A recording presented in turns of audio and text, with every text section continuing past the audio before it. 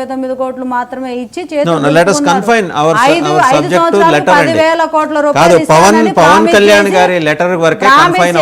అలా కాదండి. పవన్ కళ్యాణ్ గారు కూడా ప్రస్తావించారు లెటర్ లో క్లియర్ గా, కాపు కార్పొరేషన్ నిధులు ఇస్తానని ఇవ్వలేదు. అలాగే ఈడబ్ల్యూఎస్ కోటాలో చేర్చిన కాపు రిజర్వేషన్ క్యాన్సిల్ చేసింది అతను కాపులకు ఇస్తానన్నది ఏదీ లేదు. కాపులు ఎక్కువగా ఉన్న ప్రాంతంకి వచ్చి నేను రిజర్వేషన్ ఇవ్వను అన్నా కూడా కాపులు ఓట్లు వేశారు అని ప్రస్తావించారు లెటర్ లో.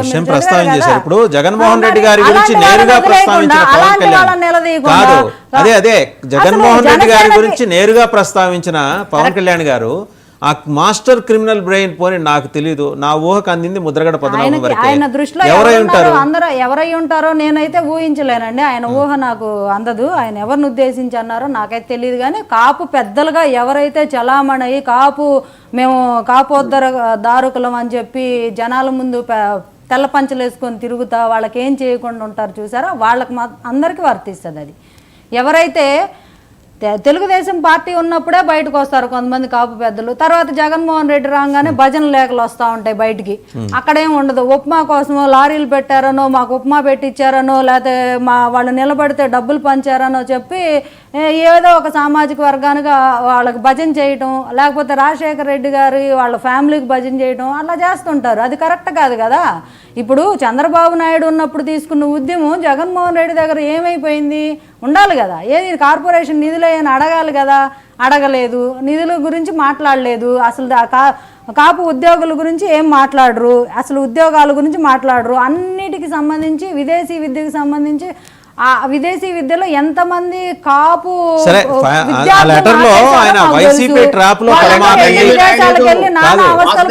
వాళ్ళు మాకు తెలుసు. చెప్పండి ఆవిడకి ఏంటండి ఎవరైనా అసలు ఇండియాలో గురించి విశ్లేషణ మాట్లాడతారండి మీరు ముందు. అసలు ఇండియాలో చాలా బోల్డ్ మంది ఉన్నారు.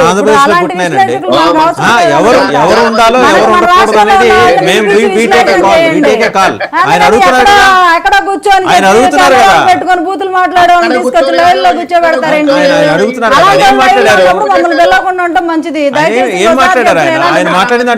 కాదు, ఆయన వీడియోలు బయట చూడండి ఎంత చండాలంగా మాట్లాడడానికి కాదు.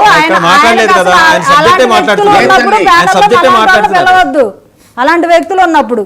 ఆయన కూర్చొని ఆడో కెమెరా పెట్టుకొని బూతులు మాట్లాడుకుంటా వీడియోలు పెట్టుకుంటా సోషల్ మీడియాలో మాట్లాడారు.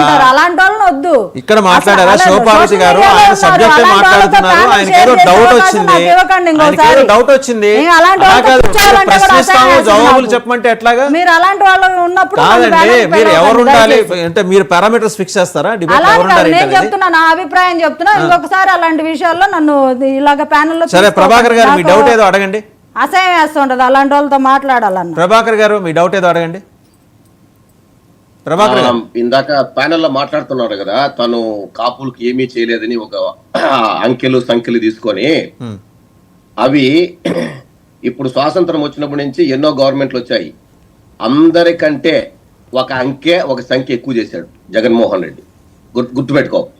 అదే విధంగా ఇన్ని పథకాలు ఉన్నాయి కదా,